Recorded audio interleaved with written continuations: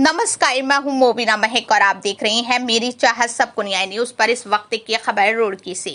रुड़की नगर की राजनीति में आज उस समय बड़ी हलचल सामने आई जब पूर्व मेयर गौरव गोयल ने कैबिनेट मंत्री पर जान से मारने की धमकी देने का आरोप अपने कैंप कार्यालय पर प्रेस वार्ता कर लगाया। दरअसल पूर्व मेयर गौरव गोयल ने एक पोस्ट फेसबुक पर डाली थी, जिसके बाद कैबिनेट मंत्री के समर्थक ने उन्हें आवास कैंप कार्यालय पर आकर डराया धमकाया और पोस्ट डिलीट करने की धमकी दी।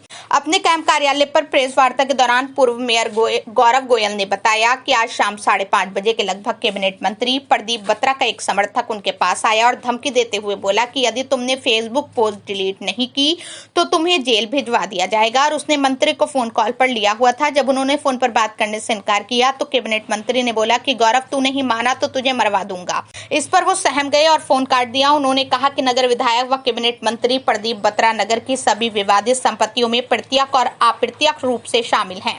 प्रदेश के मुख्यमंत्री ने उन्हें मंत्री बनाकर और ज्यादा समर्थन दिया है, जिसका खामियाजा नगर की जनता भुगत रही है। आज उनके बहनोई और बहन के प्रकरण में हरिद्वार कोर्ट में तारीख थी।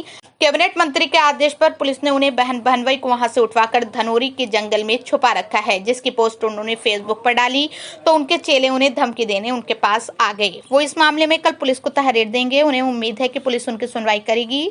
चूंकि कैबिनेट मंत्री पद आने के बाद प्रदीप बत्रा ने दबंगई के सभी रास्ते अपनाने शुरू कर दिए हैं। उन्होंने कहा कि एक साफ सुथरी राजनीति करने के बजाय प्रदीप बत्रा गुंडागर्दी पर उतारू हो गया है। एक मंत्री स्वयं अपने ही परिवार के लोगों को जेल भिजवाने तक आतुर ही हो गया है।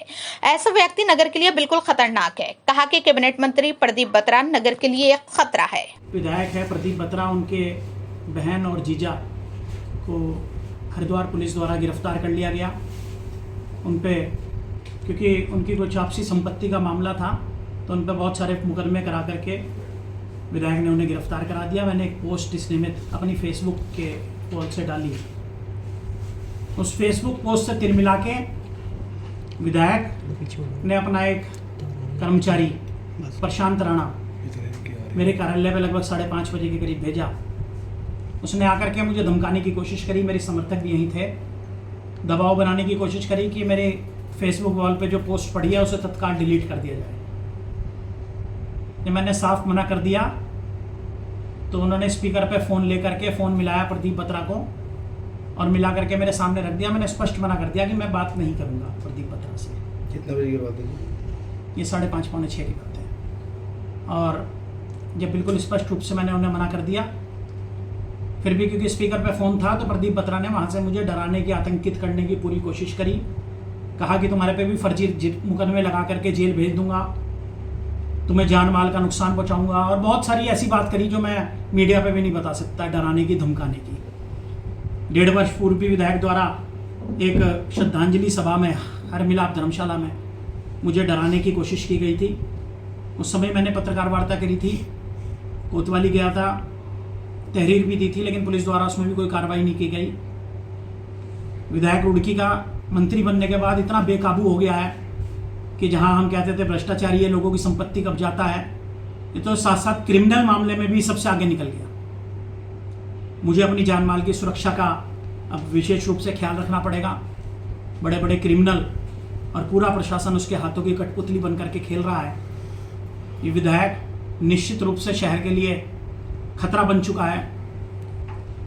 देखिए, अपनी बहन को जिसने नहीं छोड़ा, सम्मानित पंजाबी समाज को जिसने, चाहे लगुना वाले होटल वाले हों, चाहे और बहुत सारे ऐसे प्रकरण वाले हों, कोई ऐसा डिस्प्यूटेड प्रॉपर्टी नहीं है जिसमें वो प्रत्यक्ष या प्रत्यक्ष रूप से शामिल ना हो। जो अपने परिवार को और अपने पंजाबी समाज तक को नहीं छोड़ रहा है, इतना सम्मानित समाज हमारा पंजाबी समाज रुड़की में है। निश्चित रूप से ऐसा व्यक्ति को रुड़की में विधायक बने रहने का अधिकार नहीं है। मैं चुनाव लड़ूं ना लड़ूं, मेरे लिए चुनाव कोई महत्वपूर्ण नहीं है, लेकिन इतने गंदे विचारों वाला और इतना भ्रष्ट के साथ साथ मैं तो क्रिमिनल भी कहूँगा, ऐसे विचारों वाला व्यक्ति रुड़की की गद्दी पर जब तक बैठा है, प्रदेश सरकार से, माननीय मुख्यमंत्री जी से भी आग्रह करूंगा कि इस व्यक्ति को तुरंत बर्खास्त करो। शासन प्रशासन इसकी कठपुतली की तरह मत खेले। ये क्रिमिनलों का साथ लेकर के अपने आप को बहुत बड़ा इस समय माफिया बन चुका है और मुझे इससे जान माल का पूर्ण रूप से खतरा है। तो पुलिस को तहरीर वगैरह दिया आपने क्या? मैं निश्चित रूप से कल को मिल करके जरूर दूंगा उच्च अधिकारियों को, लेकिन मुझे अपनी जान की सुरक्षा चाहिए और इस क्रिमिनल व्यक्ति से कहीं ना कहीं मुझे पूरा अपनी जान का खतरा है। तो क्या कोई विशेष विषय नहीं है, राजनीति मेरे लिए कोई विशेष विषय नहीं है, लेकिन मुझे और मेरे परिवार को सुरक्षा की दृष्टि से मैं विशेष रूप से सतर्क भी रहूँगा। और ऐसे क्रिमिनल व्यक्ति से तो मैं कहता हूँ रुड़की नगर की जनता जो भी उलझता है कहीं ना कहीं किसी न किसी को फंसाने का काम ये जरूर करता है। तो क्या मंत्री अपने साथ गैंगस्टर लेकर घूम रहे हैं? निश्चित रूप से आप समझिए कि बदमाश के साथ साथ प्रशासन हर तरीके से वो इस समय क्योंकि ताकत में है, अंधाधुंध उसने क्योंकि डिस्प्यूटेड लैंड का काम करके बहुत बड़ा माफिया बन चुका है। उनके इतने सारे मुकदमे हैं, सारा ग्रुप के मुकदमे हैं, खानापुर के 2023 में 2025 में मैंने पुलिस को भी भेजे हैं, उनमें आज तक कोई गिरफ्तारी नहीं हुई। 3 साल से 420 की चार्जशीट लगी हुई है, कोई गिरफ्तारी आज तक पुलिस ने नहीं की। सब सत्ता के दबाव में है और जहाँ पुलिस को गिरफ्तारी करनी चाहिए वहाँ गिरफ्तारी नहीं हो रही है और मेरे जैसे शरीफ आदमी को धमकाने का और डराने का प्रयास किया जा रहा है।